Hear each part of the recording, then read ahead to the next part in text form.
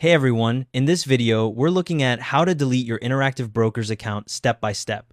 I'll show you this in the client portal. Log into the client portal at interactivebrokers.com. Once you're in, you'll see your account dashboard. In the top right corner, click the user menu icon. It looks like a head and shoulders silhouette. When the drop-down appears, click Settings. On the settings page, click Account Configuration. This opens up various account settings. Look for the Close Account option and click it. The Close Account page will load with instructions. Read through the instructions on the page. If your account is in US dollars, you'll see a drop-down to select which bank account you want. The final funds sent to pick the one you want from your saved bank instructions. If you don't have one saved, Interactive Brokers will send a check to your mailing address, so confirm the address shown on the page is correct. If you have foreign currency balances, Interactive Brokers will convert amounts under $1,000 equivalent automatically.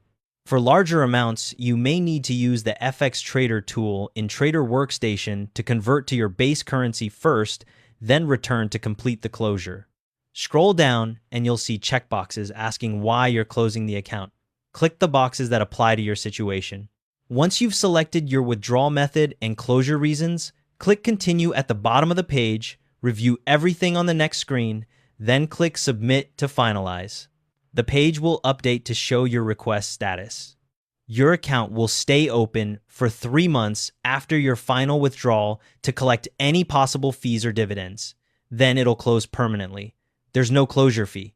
Make sure you save your username and password. You'll need them to access your activity, statements, and tax forms after closure, though they'll only be available for a limited time. Thanks for watching. Hit subscribe if you want more tutorials like this.